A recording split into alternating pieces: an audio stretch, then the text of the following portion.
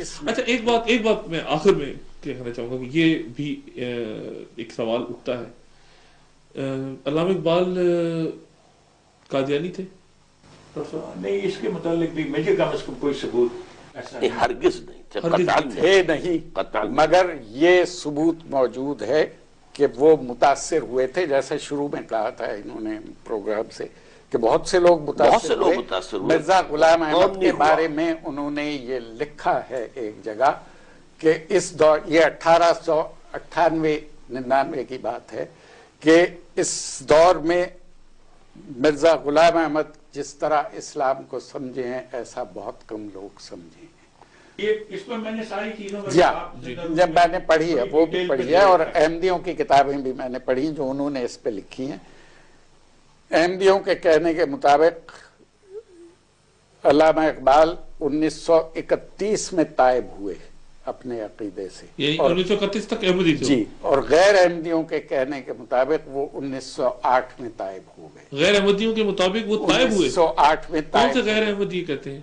بہت سے ریسرچرز ہیں، کتابیں لکھی گئی ہیں۔ ڈاکٹر صاحب آپ کے میرا یہ خیال ہے کہ وہ کبھی بھی احمدی نہیں تھے، البتہ غلام احمد کی تعریف انہوں نے کی، اور جو آپ نے جملہ نوٹ کیا ہے میں نے اس کے برعکس یہ سنا ہے کہ انہوں نے کہا ہے کہ اگر کوئی شخص آج اسلام زندہ دیکھنا چاہے تو قادیان میں جا کے دیکھے۔ بہت بڑی تعداد اس وقت تحریک پاکستان کے کابرین کی احمدی تحریک سے متاثر ہوئی تھی ڈاکٹر صاحب، کیونکہ یہ عیسائیوں کو جواب دیتے تھے۔ تحریک پاکستان ہی نہیں، خود جو ہے مولانا ابوالکلام آزاد، مولانا ثناء اللہ امرتسری، اصل میں یہ ایک خاص دور تھا جب کہ اسلام کے خلاف ایک تو عیسائی یہ متاثر تھے، یہ خود تھے، یہ غلام رسول مہر اور عبدالمجید سالک احمدی تھے۔ میری اطلاع نہیں ہے یہ، بہرحال میں جو عرض کر رہا ہوں وہ یہ کہ جو کام وہ کر رہا تھا اس نے تو عیسائی مشنریز کے ساتھ مناظرے کیے اور انہیں شکستیں دی۔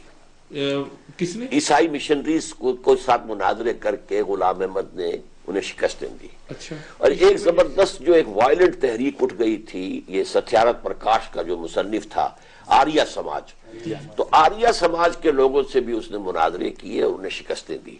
اچھا، ان دو چیزوں کی وجہ سے علماء کی آنکھوں کا تارا بن گیا، اس لیے کہ ہمارے علماء تو پڑھتے ہی نہیں، نہ بائبل پڑھتے ہیں نہ کسی اور مذہب کی کوئی کتاب پڑھتے ہیں، تو آخر مناظرہ کیسے کریں؟ نہیں سر، سید احمد خان نے بھی مولانا سید میر حسن کو منع کیا تھا کہ ان کے ساتھ جھگڑا کرنے کی ضرورت نہیں ہے، ہمیں کیا ان کا جو بھی عقیدہ ہے عقیدہ رہے ان کے پاس، لیکن ہمیں اس سے کوئی غرض نہیں۔ لیکن سنے ہے کہ آدمی بڑا صالح اور نیک ہے، اور وہ مقابلہ کرتے تھے ان عیسائیوں سے، تو یہ سمجھتے تھے کہ ٹھیک ہے یہ اپنا کام کرتے جائیں، ہمیں اپنے کام سے غرض ہے، تو نہیں